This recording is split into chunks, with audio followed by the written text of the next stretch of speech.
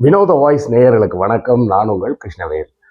இன்னைக்கு நாம இன்று மேலே என்ன பார்க்க போறோம் அப்படின்னா, தாவேகாவினர் அதற்குள் தொடங்கி இருக்கக்கூடிய அட்டகாசங்கள் என்னென்ன, அடுத்தால வேறு என்ன நடக்க போகுது, எந்த கட்சிகளோடு கூட்டணி வைக்க போறாங்க, கூட்டணி வைப்பதன் மூலமாக சட்டமன்றத்தில் என்ன கூத்தெல்லாம் நடக்க போகுது, அடுத்த அவங்க பதவியேற்றதுலேருந்து ஒரு 10 நாள் ஒரே கூத்தாக தான் இருக்கும் பாருங்களேன். அந்த செய்திகள் எல்லாத்தையும் தான் இன்றைக்கி விரிவாக நம்ம பார்க்கலாம். நிறைய நண்பர்கள் ஃபேன் மீட் வைங்கன்னு சொல்லிட்டு இருந்தாங்க. நான் அதை நம்மளுடைய சந்திப்பை ஃபேன் மீட் என்று கொச்சைப்படுத்த விரும்பவில்லை. நீங்கள் ஃபேன்லாம் கிடையாது, நீங்களாம் என்னுடைய வாசகர்களை சந்திக்கக்கூடிய ஒரு நிகழ்வாக இதை நடத்துவோம். வரக்கூடிய 23 மே மாதம் சனிக்கிழமை காலை 9 மணி முதல் மாலை 6 மணி வரை நாம் சந்திக்கலாம். இது நடக்க போகிற இடம் விஜிபி பீச் ரிசார்ட்டு. தோழர் அமுதாவை தொடர்பு கொண்டு முன்பதிவு பண்ணுங்கள். முன்பதிவு கட்டணம் மற்ற விவரங்கள்லாம் அவங்க சொல்லுவாங்க. ஸோ அங்கே வந்தீங்கன்னா காலை முதல் மாலை வரை சந்திக்கலாம். உணவு மற்ற எல்லா ஏற்பாடுகளும் அங்கேயே செய்யப்படும்.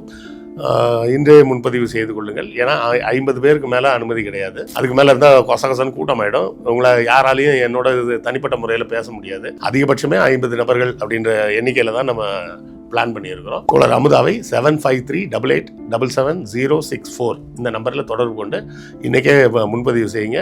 அதுக்கப்புறம் லேட் ஆகிடுச்சுன்னா இடம் முடிஞ்சிடும். ஸோ ஏமாற்றத்தை தவிர்க்க உடனடியாக தொடர்பு கொள்ளுங்க. அறிவிப்பு பார்த்தீங்களா தோழர்களே? விருப்பம் இருக்கும் நண்பர்கள் உடனடியாக அமுதாவை தொடர்பு கொள்ளுங்க. சரி, நம்ம செய்திக்கு வருவோம். இன்னைக்கு தேதி 6 தான் ஆகுது. இன்னைக்கு இந்த தேதிக்குள்ளேயே எலெக்ஷன் ரிசல்ட் வந்து 4ஆம் தேதி வந்திருக்கு. 6ஆம் தேதியே இன்னும் கூத்தலாம் நடந்திருக்கு பாருங்க. டாக்டர் ஆர்கே நகரில் ஒரு வட்டச் செயலாளர் ஒரு சிறு பெண் குழந்தையிடம் பாலியல் ரீதியாக தவறாக நடந்து கொண்டு கைது செய்யப்பட்டிருக்கிறார். இது ஒரு செய்தி. இது ஒரு செய்தி தானா அப்படின்னு பார்த்தோம்னா அதுதான் இல்லை. அடுத்தால பார்த்தீங்கன்னா அந்த ஏரியா வந்து கரெக்டாக எனக்கு தெரியல. அந்த நபரை பார்க்கும்போது அவர் வந்து அந்த விஎன் பாபு மாதிரி இருந்தார். ஒருவேளை குளத்தூராக இருக்கும்னு நினைக்கிறேன். குளத்தூரில் அங்கே இருக்கக்கூடிய பொதுமக்களோடு வாக்குவாதம் பண்ணிவிட்டு இந்த பார்க்குக்குள்ளெல்லாம் நீங்கள் வரக்கூடாது அப்படின்னு பார்க்கை இழுத்து பூட்டு போட்டு பூட்டிட்டார். அதுவும் ஒரு வீடியோ வந்து ஓடிக்கிட்டு இருக்குது. நான் பார்த்தது 3 சம்பவங்கள் பார்த்தேன். இன்னும் எத்தனை சம்பவங்கள் நடந்து எத்தனை சம்பவங்கள் வந்திருக்குன்னு தெரியல. 3வது சம்பவம் தாம்பரத்தை சேர்ந்த விஜய் ஏதோ விஜய் தர்மாவா என்னோன்னு பேர் போட்டிருந்தாங்க. விஜய் தாமுன்னு ஒருத்தர் அங்கே எம்எல்ஏவாக செலக்ட் ஆகிருக்காரு. அவருக்கு ஒரு பெரிய வாழ் ஒன்று பரிசு கொடுக்குறாங்க. பக்கத்துலேயே லயலாமணி நின்றுட்டு இருக்காப்புல. லயலாமணி சொல்கிறாரு வேணாங்கன்னு. அப்போவும் அதை கேட்காம அந்த வாளால் 2 அடி நிலத்துக்கு உள்ள ஒரு வாள், அந்த வாளை வைத்து கேக் கட் பண்ணி செலிப்ரேட் பண்ணுறாரு. 2 நாள் தான் ஆகுது ரிசல்ட் வந்து. சரியா? இன்னும் நிறைய பேருக்கு அந்த அவங்க ஜெயிச்சிட்டாங்கன்ற சர்டிஃபிகேட்டே வாங்கியிருக்க மாட்டாங்க இசிஐலேருந்து. அதுக்குள்ள எத்தனை சம்பவங்கள் பாருங்கள். இவ்வளவும் எல்லாமே நான் சொல்கிறது எல்லாம் சென்னையிலேயே நடந்தவை. உடனடியாக சமூக வலைத்தளங்களில் வந்தது. ஒரு இடத்துல என்ன நடக்குது, ஒரு சிறுமிக்கு ஒரு குழந்தைக்கு பாலியல் தொல்லை. இன்னொரு இடத்துல பொதுமக்கள் பயன்படுத்தும் பார்க்க ஒரு ஆள் தாவேக்காரரை பூட்டு போட்டு பூட்டிட்டு யாரும் உள்ளே போகக்கூடாதுன்றார். 3வது வாழ் வச்சு கேக் வெட்டுறாரு. ஏற்கனவே ஒரு ஆள் இது மாதிரி வாழ் வச்சு கேக் வெட்டினாருன்னு போலீஸில் அரெஸ்ட்லாம் ஆனாங்க. அப்போ தொடர்ந்து என்ன நடக்கும்? இதே வந்து ஒரு அதிமுககாரரோ திமுககாரரோ இல்லை ஒரு பாஜக கூட எடுத்துங்க. பாஜக காங்கிரஸ் போன்றவர்கள்லாம் கூட இப்படி எம்எல்ஏ ஆகிட்டோன்னு உடனே ஆடலாம் மாட்டாங்க. பொதுமக்கள்கிட்ட போய் ஆட மாட்டாங்க. உள்ளுக்குள்ளே அவங்க கட்சிக்குள்ளே பந்தா காட்டுவாங்க, அதெல்லாம் வேற. பொதுமக்கள்கிட்ட அந்த மாதிரிலாம் யாரும் நடந்துக்க மாட்டாங்க. இது இப்போவே என்ன தெரியுது, அவர்களுக்கு அந்த அதிகார வெறி வந்தாச்சு. அது மற்றவங்க கட்சிக்காரங்களாக இருந்தாங்கன்னா என்ன நினைப்பாங்கன்னா, நாம் பொறுப்பிற்கு வந்திருக்கிறோம் அப்படின்னு நினைப்பாங்க. இவங்கெல்லாம் என்ன நினைக்கிறாங்க, நாம் அதிகாரத்துக்கு வந்திருக்கிறோம்னு நினைக்கிறாங்க. அங்கே தான் வித்தியாசமே வருது. ஒரு நபர் எம்எல்ஏ என்ற பொறுப்புக்கு வருவதற்கும் ஒருவர் எம்எல்ஏ என்ற அதிகாரத்துக்கு வருவதாக நினைப்பதற்கும் உள்ள வித்தியாசம் என்ன அப்படின்றத யோசிங்க. இன்னும் என்னெல்லாம் கூத்து நடக்க போகுது அப்படின்னு நம்ம பொறுத்து இருந்து தான் பார்க்கணும். பெரியார் அன்னைக்கே சொல்லியிருந்தார். என்ன சொல்லியிருந்தாருன்னா, கூத்தாடியை கொண்டு போய் நாற்காலியில் உட்கார வச்சேன்னா அவன் கூத்தியால கொண்டாந்து பதவியில் உட்கார வைப்பான் அப்படின்னாரு. இப்படியே இந்த வார்த்தை வந்து ஒரு வார்த்தை கூட நான் கூடுதலாவோ குறைச்சலாவோ சொல்லலை. அவர் விஜய்க்காக சொல்லலை. அவர் அன்னைக்கு சொன்னது எம்ஜிஆருக்காக சொன்னார். அது உண்மையாகவே எம்ஜிஆருக்காக தான் சொன்னார். இவ்வளவுக்கும் எம்ஜிஆர் வந்து திராவிட முன்னேற்ற கழகத்தில் கிட்டத்தட்ட 18 ஆண்டுகள் பயணம் செய்தவர். சரியா? அவரையே பெரியார் என்ன சொன்னார், கூத்தாடிக்கு நாற்காலியில் உட்கார வச்சேன்னா அவன் கூத்தியால கூட்டு வந்து பதவியில் உட்கார வைப்பான் அப்படின்னு சொன்னார். அது எம்ஜிஆர் காலத்திலேயே நடந்தது. நான் ஜெயலலிதாவை பற்றி சொல்ல வரல. ஜெயலலிதா அவங்க எம்ஜிஆர் இறந்த பிறகு அவங்களோட சொந்த உழைப்பில் தான் திரும்ப முதலமைச்சராக வந்தாங்க. நான் சொல்கிறது யாருன்னா, வெந்நீராடை நிர்மலாவுக்கு மேலவையில் பதவி கொடுக்கணும் அப்படின்னாரு எம்ஜிஆர். அப்போது அங்கே இருந்த சட்டப்படி அப்போ அவங்க வந்து அந்த வெந்நீராடை நிர்மலான்றவங்க கடன் வாங்கிட்டு இன்சால்வன்சி பெட்டிஷன் கொடுத்துட்டாங்க. இன்சால்வன்சி பெட்டிஷன் கொடுத்தவங்கள எம்எல்சியை தேர்ந்தெடுக்க முடியாதுன்னு சொல்லி ஒரு சட்டம் இருக்கு. அதுக்காக எம்ஜிஆர் கடைசியாக என்ன பண்ணிட்டார், அந்த மேலவை, அதாவது எம்எல்சி அப்படின்னு சொல்லுவாங்க, இது எம்எல்ஏ, அதாவது மெம்பர் ஆஃப் லெஜிஸ்லேட்டிவ் அசம்பிளி, அது மெம்பர் ஆஃப் லெஜிஸ்லேட்டிவ் கவுன்சில். அந்த லெஜிஸ்லேட்டிவ் கவுன்சிலை கலைச்சிட்டார் மொத்தமாகவே. அதை மேலவைன்னு சொல்லி தமிழில் சொல்லுவாங்க. அது அந்த காலத்தில் எதுக்கு வச்சுருந்தாங்கன்னா, நிறைய பேர் வந்து மக்கள் மத்தியில் ஓரளவு தெரிஞ்சவங்களாகவும் இருப்பாங்க, கொஞ்சம் அறிவு சார்ந்த சிந்திக்கக்கூடியவங்களாக இருப்பாங்க. அப்படி இருக்கிறவங்களோட அறிவுரையும் அந்த அவைக்கு தேவை அப்படிங்கிறதுக்காக இப்போ நம்ம பேராசிரியர் ஜெயரஞ்சன் இருக்காரு. அப்போ அவர் வந்து ஒரு பட்ஜெட் கூட்டத்தொடரில் அவர் உட்கார முடிஞ்சதுன்னா அவரோட சொந்த கருத்துக்கள், அவரோட பொருளாதார அறிவு சார்ந்த கருத்துக்களை அவர் முன்வைக்கலாம். அதை வந்து அவை பரிசீலிக்கலாம். அப்படின்ற மாதிரி ஒரு எண்ணத்தில் தான் அந்த காலத்திலேயே வெள்ளக்காரன் வச்சுருந்தது. எம்எல்சி எம்எல்ஏன்னு 2 சிஸ்டமாக வச்சுருந்தான். அதை எம்ஜிஆர் என்ன பண்ணார், தன்னுடைய சொந்த ஈகோவுக்காக, நான் சொல்கிற ஒரு பொண்ணை நீ வந்து எம்எல்சி ஆக்க முடியாது இல்லையா, அப்போ தமிழ்நாட்டில் எம்எல்சியாக வேணாம் அப்படின்னு சொல்லி தூக்குனார். அந்த கூத்து விஜயாட்சியிலும் நடக்குமானா கண்டிப்பாக நடக்கும். எதை வச்சு சொல்கிறீங்க அப்படின்னா, விஜய் கட்சி வெற்றியை நோக்கி நகர்கிறதுன்னப்போ அவரை முதலில் சென்று சந்தித்து வாழ்த்து கூறியது திரிஷா தான், வேறு யாரும் வாழ்த்து சொல்லலை. அது வாழ்த்து சொன்னதெல்லாம் ஒரு தப்பா சார் அப்படின்னா, அதெல்லாம் ஒரு தப்பும் கிடையாது. வாழ்த்தெல்லாம் தாராளமாக சொல்லலாம். ஆனால் அதுக்கு அடுத்தால என்ன நடக்குன்றது தானே பிரச்சனை. திருச்சி கிழக்கில் விஜய் நின்ற தொகுதியில் அவர் ராஜினாமா பண்ணுவார். திரிஷா அதில் நின்று ஜெயிப்பாங்க. ஜெயிச்சு அவங்க மந்திரி ஆவாங்க. அதையும் நாம் பார்க்கத்தான் போகிறோம். சரியா? இது மட்டும் இல்லை. இன்னைக்கு மத்தியானம் கூட பார்த்தீங்கன்னா, என் பையன் கூட பேட்மிண்டன் ட்ரைனிங் போகிறதுக்காக ஒரு குட்டி பையன் ஒருத்தன் வருவான். என் பையன் வெளியே போயிருந்தான். அந்த பையன் குட்டி பையன் வந்துருந்தான். ஒரு 7ஆம் கிளாஸ் படிக்கிற பையன் உட்காந்துருக்கான். அவன்கிட்ட என் மனைவி பேசிகிட்டு இருக்கும்போது கேட்டாங்க, டேய் நீ அடுத்த வருஷம் 8th போறியாடா? ஆமாம் ஆண்டி அப்படின்னு. அடுத்த வருஷம் உங்கள் விஜய் வந்துட்டாரு, அடுத்த வருஷத்துலேருந்து உனக்கு 8th பப்ளிக் எக்ஸாம் இல்லடா அப்படின்னு. பப்ளிக் எக்ஸாம் அதெல்லாம் வராது ஆண்டி, விஜய் வந்து வந்தாருன்னா 10th பப்ளிக் எக்ஸாமை கூட தூக்கிடுவாங்கன்னு சொன்னாங்க, 12th மட்டும் எழுதுனா போதும்னு சொன்னாங்க அப்படின்னா. அப்புறம் சொன்னேன், டேய் உங்கள் விஜய் வந்தாச்சுன்னா டெல்லியிலேருந்து அந்த புது மெத்தட் வந்துடும். புது மெத்தட் வந்துன்னா 3ஆம் கிளாஸ் 5ஆம் கிளாஸ் 8ஆம் கிளாஸுக்கெல்லாம் பப்ளிக் எக்ஸாம் வந்துடும். அது மட்டும் இல்லைடா, ஹிந்தியும் சேர்த்து படிக்கணும்டா. ஐயோ அங்கிள், நான் இதுவரை ஹிந்தி படிக்கவே இல்லையா, நான் 8th எப்படி ஹிந்தி படிப்பேன், ஹிந்தி படித்து எப்படி பாஸ் பண்ணுறது அப்படின்னு கேட்குறான்.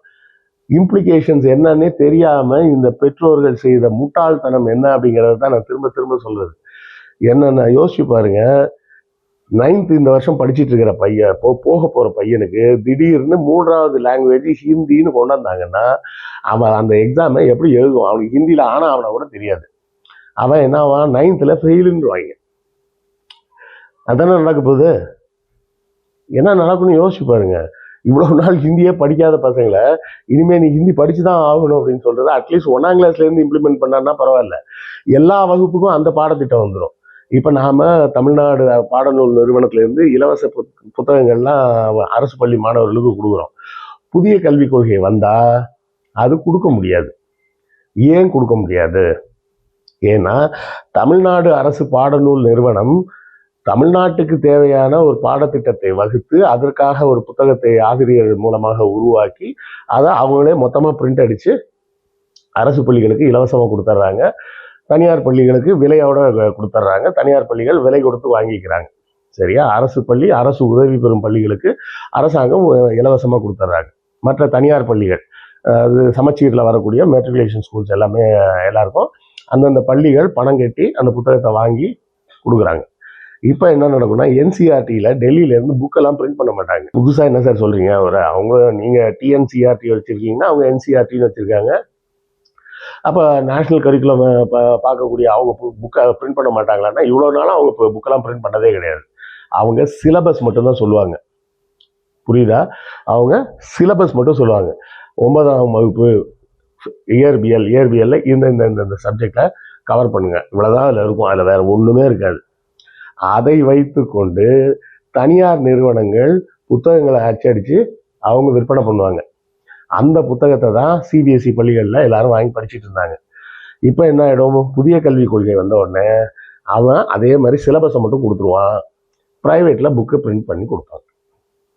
முடிஞ்சு போச்சா? சரி, இதை அரசாங்கமே அந்த புக்கை பிரிண்ட் பண்ணக்கூடாதுன்னா பிரிண்ட் பண்ணுறதுக்கு உரிமை கிடையாது. அதுக்கு என்ன பண்ணணும்னா அவங்க என்சிஆர்டியில் பதிவு பண்ணியிருக்கணும். பதிவு பண்ணி அவங்க பதிவு செய்த அச்சகங்கள் மட்டும்தான் அச்சடிக்க முடியும். அப்படி ஒரு குழப்படியான ஒரு சிஸ்டம். புத்தகங்களின் விலையும் பார்த்தீங்கன்னா 300 ரூபாய் 400 ரூபாய்க்கு போயிடும். அப்போ 300 ரூபாய் 400 ரூபாய்க்கு இருக்கக்கூடிய புத்தகங்களை அரசு பள்ளி மாணவர்கள் எப்படி வாங்குவாங்க? யோசிங்க. இல்லை இதுக்கெல்லாம் ஒரு வழி கண்டுபிடிச்சி ஏதாவது செய்யலாம் அப்படின்னு சொல்லி யோசிக்கிற அளவுக்கு விஜய்க்கு அறிவு இருக்கா? முதல்ல இந்த அரசு ஊழியர்கள்லாம் என்ன பண்ணுவாங்கன்னா, எப்படா வேலைகளை சுலபமாக்குறது, தங்களுடைய வேலையை சுலபமாக்கிக்கிறதுன்னு தான் யோசிப்பாங்க. எப்போது ஆட்சி திமுக வந்தாலும் அரசு ஊழியர்கள் ஐயோ திமுக வந்துருச்சான்னு தான் கடுப்பாவாங்க. ஏன்னா அவர் வேற வழி கிடையாது, அவங்க வந்தால் வேலை செஞ்சே ஆகணும். இப்போ உதாரணத்துக்கு எடுத்துக்கங்க, பெரியார் இறந்து போது கலைஞர் என்ன சொல்றாரு, அவரு ஐயாவுக்கு நம்ம அரசு மரியாதையோட இறுதி வணக்கம் செய்யணும் அப்படின்றார். அப்போ இருந்த சீஃப் செக்ரட்டரி என்ன சொல்றாருன்னா, இல்லைங்க பெரியார் எந்த அரசு பதவியிலையும் இருந்ததில்லை, அப்படி எந்த அரசு பதவியிலும் இல்லாத ஒருவருக்கு அரசு மரியாதைன்றது கொடுக்க முடியாது, ஏன்னா அதுக்கு பிரசிடென்ட் இல்லை, பிரசிடென்ட்னா முன்னுதாரணம், அதற்கு முன்னுதாரணம் எதுவும் இல்லை, அதனால கொடுக்க முடியாது அப்படின்னாங்க. அப்போ கலைஞர் என்ன கேட்குறாருன்னா, உடனே இருக்கட்டும்பா முன்னுதாரணம் இல்லைன்றதை நான் ஒத்துக்கிறேன், மகாத்மா காந்திக்கு எப்படி அரசு மரியாதை செலுத்தினாங்க, அவரும் தான் எந்த அரசு பணியிலையும் இல்லையே அப்படின்னு கேட்குறாரு. அப்போ அந்த சீஃப் செக்ரட்டரி என்ன சொல்றாரு, இல்லைங்க அவர் தேசப்பிதா அதனால கொடுத்தாங்கன்னு, அவர் தேசத்துக்கு தந்தைனா இவர் தமிழர்களுக்கு தந்தை, அதனால இவருக்கும் கொடுக்கலாம், ஏற்பாடு பண்ணுங்கன்னாரு.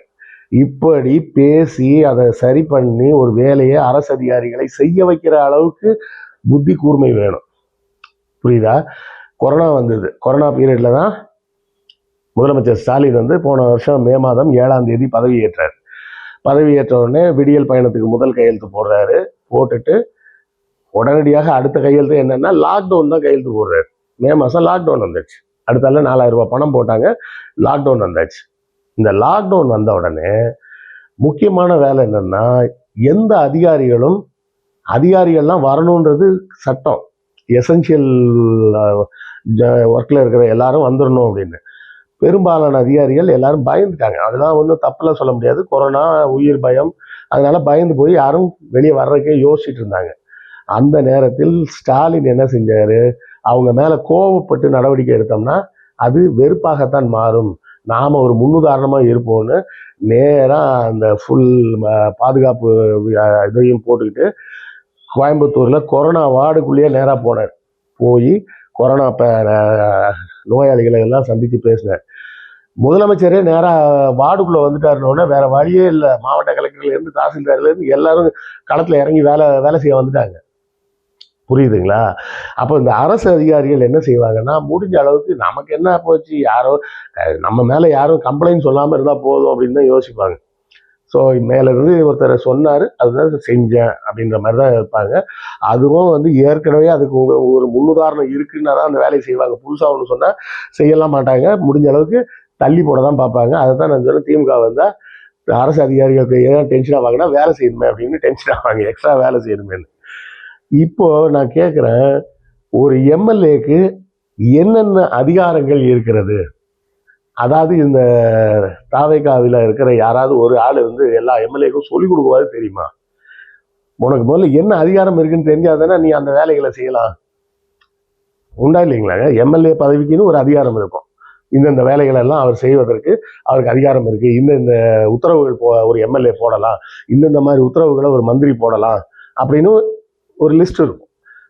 நம்ம கான்ஸ்டியூஷன் படி ஒவ்வொரு எம்எல்ஏக்கும் ஒரு மந்திரிக்கும் ஒரு முதலமைச்சருக்கும் என்னென்ன அதிகாரங்கள் இருக்கு அப்படின்னு அந்த கான்ஸ்டியூஷன்ல வரையறை செய்யப்பட்டிருக்கும். அது வரையறை செய்யப்பட்ட அதிகாரங்கள் என்ன என்ன அப்படின்னாவது இதுவரை யாராவது ஒரு தாவேக்கால ஜெயிச்ச ஒரு ஆள் போய் படிச்சு பார்த்துருப்பாங்களா, இல்லை அது எங்க கிடைக்கும், அதை எங்க போய் தேடி எடுத்து படிக்கணும்னு தெரியுமா? யோசிச்சு பாருங்களேன். குரங்கு கீழே பூமாலைன்னு சொல்லுவாங்கல்ல, அந்த கதையில தமிழகம் இப்போ போய் சிக்கிட்டு இருக்குது. நான் சொன்னேன், அந்த 7ஆம் கிளாஸ் பையன் அவன் சொல்லிட்டு இருக்கிறான், எங்க அக்கா தான் சொன்னான். உனக்கு யாரா சொன்னாரு விஜய் வந்தா 12th எக்ஸாம் எழுதுனா போதும், வேற எல்லா எக்ஸாமும் கேன்சல் பண்ணுவாருன்னு யார் சொன்னான்னு?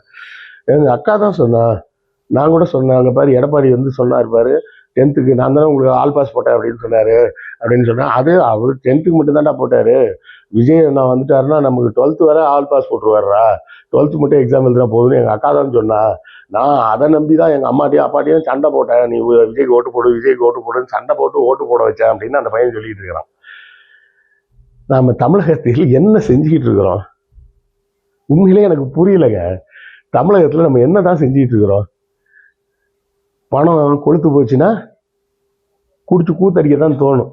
கடந்த 5 ஆண்டுகள்ல பொருளாதாரம் நல்ல ஓரளவுக்கு அதற்கு முந்தி இருந்த காலத்தை விட பொருளாதாரத்தில் தமிழகத்தின் எல்லா பகுதிகளும் எல்லாருமே ஓரளவு தெளிவானாங்க. பொருளாதாரத்துல நான் கொஞ்சம் ஸ்டேபிள் ஆகிட்டோன்னு உடனேயே கூத்தடிக்கணும்னு இந்த மாதிரி கூத்தடிப்பீங்களா?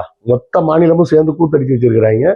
அதுல 1/3 அவங்க தான் குற்றவாளிகள். மற்ற இன்னொரு 2/3 நான் குற்றவாளிகள்லாம் சொல்ல மாட்டேன். அவங்கெல்லாம் ஏடிஎம்கேக்கு தான் ஓட்டு போட்டிருக்காங்க, டிஎம்கேக்கு தான் ஓட்டு போட்டிருக்காங்க. அதுலயும் குறிப்பாக நகர்ப்புறங்கள்ல தான் இந்த மாதிரி இந்த கூத்து அடிச்சு வச்சிருக்கிறாங்க. நீங்க அடிச்ச கூத்து மொத்த தமிழ்நாடும் சேர்ந்து சாவ போகுது. ஒவ்வொரு சாதாரணமா பொதுக்கூட்டம் போட்டாலே அங்க போய் டிரான்ஸ்ஃபார்மர்ல ஏறுறது, அதுல ஏறுறது, இதுல ஏறுறதுன்னு ஏறுவாங்க. சட்டசபையில வந்து எது மேல ஏற போறாங்கன்னு தெரியல. சரியா? இது எல்லாத்தையும் தாண்டி இன்னொரு கூத்து சொல்றேன் கேளுங்க, அதுதான் வேடிக்கையா இருக்கும். இப்போ காங்கிரஸ் வந்து நாங்க ஆதரவு கொடுக்குறோம்னு சொல்லிட்டாங்க. மேபி அடுத்தால பாட்டாளி மக்கள் கட்சி நானும் போறேன்னு சொல்லிடுவாரு. அப்படி இப்படி சேர்த்து 5 10 சீட்டு வந்துடும். கம்யூனிஸ்டுகளும் போனாலும் போயிடுவாங்க. போனா எப்படி இருந்தாலும் ஒரு 12 சீட்டு கிட்ட 12 13 சீட்டு வந்துடும். அவங்களுக்கு தேவை 11 சீட்டு தான். ஸோ எப்படியும் 119 நம்பர் வந்துடும். கொண்டு போய் ஆளுநர்கிட்ட கொடுத்துருவாங்க. அவர் முதலமைச்சருக்கு பதவியேற்பு விழா நடத்தி வச்சிருவாரு. முடிஞ்சது. மேபி கூட ஒரு 4-5 மந்திரிகளும் சேர்த்தே வச்சுக்கிங்க. அதன் பிறகுதான் உண்மையான கேம் ஆரம்பிக்குது. என்ன கேம்னா, சட்டமன்றத்தில் முதலமைச்சர் வந்தவுடன் செய்ய வேண்டிய முதல் வேலை என்ன தெரியுமா? இந்த கவர்னர் இவங்களுக்கெல்லாம் பதவி ஏற்று வைக்கும்போது பேர் வந்து ப்ரோடெம் ஸ்பீக்கர் அப்படின்னு பேர். அதாவது தற்காலிகமாக ஒரு எக்ஸிக்யூட்டிவ் பதவியாக யாராவது ஒரு சீஃப் செக்ரட்டரி மாதிரி இருக்கக்கூடிய பதவியில் இருக்கிற ஒருத்தரை தற்காலிக சபாநாயகராக அவர் நியமிப்பார். அவர் உட்கார்ந்துருக்கும் போது தான் முதல் சட்டமன்றம் கூடும். கூடின உடனே சட்டமன்றத்தோட முதல் பிஸ்னஸ் ஆர்டர் ஆஃப் பிஸ்னஸ் என்னன்னா, அதாவது சட்டமன்றத்தில் கூடியவுடன் முதல் கூட்டத்தொடரில் செய்ய வேண்டிய முதல் வேலை என்னன்னு கேட்டீங்கன்னா, சபாநாயகரை தேர்ந்தெடுக்க வேண்டும். சபாநாயகரை தேர்ந்தெடுக்கிறது வாய்ஸ் ஓட்டில் கிடையாது. வாய்ஸ் ஓட்டுனா நாங்கள் எல்லாரும் ஓட்டு போகிறோம்னு கத்தி கையை தூக்கினா மட்டும் போதுன்ற அந்த ஓட்டு கிடையாது. குரல் வாக்கெடுப்புன்னு சொல்லுவாங்கள்ல, அந்த முறை கிடையாது. சபாநாயகருக்கு ஃபார்மலாக ஓட்டு போடணும். ஆனால் அது வந்து ரகசியமாக பேலட்டில் போடுற ஓட்டெலாம் கிடையாது. போட்டு இப்படி தூக்கி காமிச்சா போதும், அவங்க கவுண்ட் பண்ணிப்பாங்க. இப்போ பிரச்சனை எங்கே வரும்னு கேட்டிங்கன்னா, சபாநாயகர் தேர்ந்தெடுப்பதற்கு தாவேக்காலிருந்து ஒருவரை அவங்க முன்மொழிவாங்க. அப்போ 108ல் ஏற்கனவே 1 கழிஞ்சிருச்சு, 107 ஓட்டு தான் இருக்குது. விஜய்க்கு 2 ஓட்டுன்றதுனால 1 ஓட்டு கட்டு, 107 ஓட்டு. ஒருத்தரை சபாநாயகர் பதவிக்கு நிப்பாட்டிடுவாங்க, அவர் ஓட்டு போட முடியாது. சரியா? மிச்சம் இருக்கிறது எவ்வளவு? 106. இவர் சபாநாயகரை தேர்ந்தெடுப்பதற்கு இன்னும் எத்தனை ஓட்டு வேணும்? 18 ஓட்டு வேணும். 118 ஓட்டு. அதாவது இந்த பக்கம் ஒரு 4, அந்த பக்கம் ஒரு 8, 12 ஓட்டு வேணும். இவங்க கிட்ட இருக்கிற ஓட்டு போக இவங்க கூட்டணியில வர்றேன்னு சொன்ன ஆளுங்க சபாநாயகருக்கு இவங்களுக்கு தான் ஓட்டு போடுவாங்கன்னு என்ன நிச்சயம்? யோசிச்சு பாருங்க. சபாநாயகருக்கு இவங்களுக்கு தான் ஓட்டு போடுவாங்கன்றது என்ன நிச்சயம்? ஓட்டு போடலைன்னு வச்சுக்கிங்க, இவங்க 106 ஓட்டு தான் விழும். பேலன்ஸ் என்ன இருக்கு? 118. பேலன்ஸ் 118 ஓட்டு இருக்கு. அந்த 118 ஓட்டும் எதிர்கட்சிகளும் ஒரு சபாநாயகர் வேட்பாளரை நிப்பாட்டுவாங்க.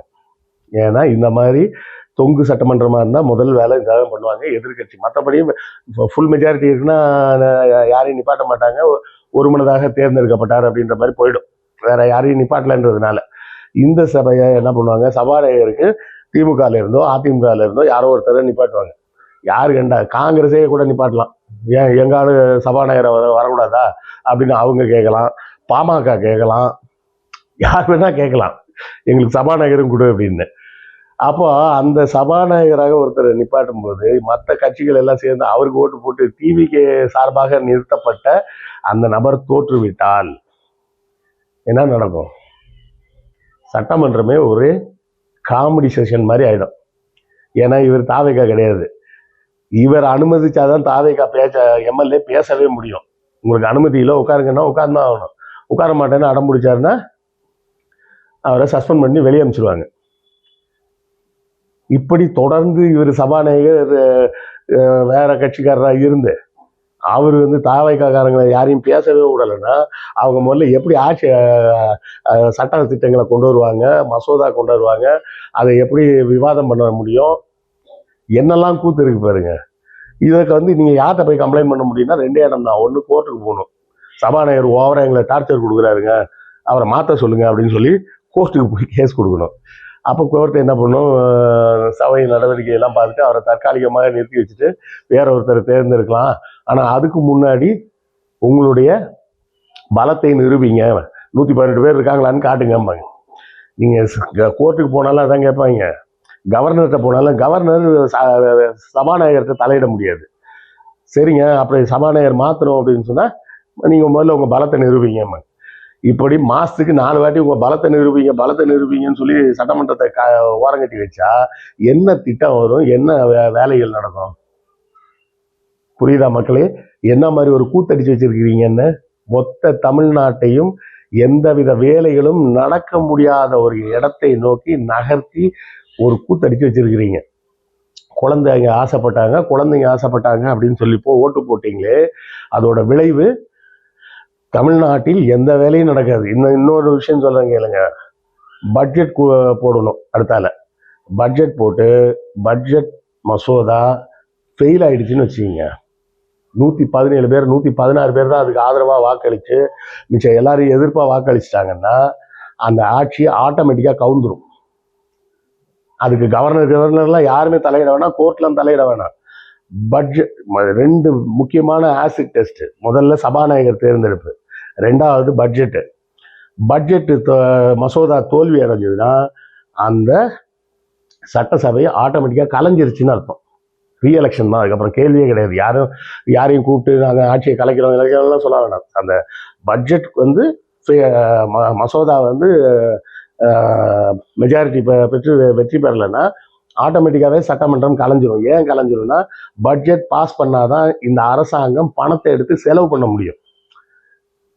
இவங்க போய் பட்ஜெட் மசோதானா என்ன சொல்றாங்க, இவ்வளோ பணம் இருக்குங்க, இந்த விஷயத்துக்கெல்லாம் இவ்வளோ பணம் தேவைப்படுது, இப்படி செலவு பண்ண போறோம் அப்படின்னு போய் ஒரு மசோதா தாக்கல் பண்ணணும். அப்படி தாக்கல் பண்ணும்போது இதெல்லாம் சரியில்லை, இதை நாங்கள் ஒத்துக்க மாட்டோம் அப்படின்னு எதிர்கட்சி சொல்லுவாங்க. அந்த எதிர்கட்சிகள் சொல்லக்கூடிய எண்ணிக்கை 118 தாண்டிடுச்சுன்னா அரசாங்கத்துக்கு பணத்தை செலவு செய்ய அதிகாரம் இல்லைன்னு அர்த்தம். ஏன்னா அந்த மசோதா பாஸ் பண்ணாதான் அது பட்ஜெட்டை அந்த பணத்தை செலவழிக்க முடியும். பணத்தை செலவழிக்க அதிகாரம் இல்லாத அரசாங்கம் அதிகாரத்தில் இல்லாத அரசாங்கம்னு சொல்லி கலைச்சிடுவாங்க. ஆட்டோமேட்டிக்காக கலைஞ்சிரும். கலைப்பாங்கன்னு இல்லை, சபாநாயகர் தேர்தலில் டிவிக்கு தோத்தா கூட கலைக்க வேண்டிய அவசியம் கிடையாது, விஜய் ரிசைன்லாம் பண்ண வேண்டிய அவசியம் கிடையாது. ஆனால் பட்ஜெட் தோத்து போச்சுன்னா ஆட்டோமேட்டிக்காக சட்டசபை கலைஞ்சிரும், மொத்த சட்டசபையே கலைஞ்சிரும். எல்லா எம்எல்ஏக்களும் பதவி இழந்துருவாங்க. மறுபடியும் கவர்னர் ஆட்சி, மறுபடியும் எலெக்ஷன், மறுபடியும் ஃபர்ஸ்ட்லேருந்து தான் ஆரம்பிக்கணும். அப்போது நாட்டு மக்களே தயவு செய்து யோசிங்க. உங்களுடைய இந்த 1/3 மக்களோட பொறுப்பற்ற தன்மையால் அளிக்கப்பட்ட வாக்கின் காரணமாக தமிழ்நாடு என்ற ஒரு மாநிலமே எப்பேற்பட்ட ஒரு சிக்கலில் மாட்டிக்கிட்டு இருக்குது அப்படின்னு பாருங்க. இதுவரை நான் சொன்ன கருத்துக்கள் உங்களுக்கு உடன்பாடு இருந்தால் ஆமாம் சொல்லுங்க, உடன்பாடு இல்லைனாலும் இல்லைன்னு சொல்லுங்க, ஒரு பிரச்சனையும் கிடையாது. உங்கள் விளக்கங்கள் என்னன்றதை நீங்க சொல்லுங்க. அதில் புரியலை அப்படின்னு சொன்னால் அதையும் கேளுங்க. அடுத்த காணொலியில் நான் அதுக்கு உண்டான விளக்கங்களை சொல்கிறேன். கண்டிப்பாக கமெண்ட்ல பதில் சொல்லுங்க. உங்கள் கருத்துக்களுக்காக அவருடன் காத்து கொண்டிருக்கிறேன். அடுத்த காணொளியில் சந்திப்போம். நன்றி, வணக்கம்.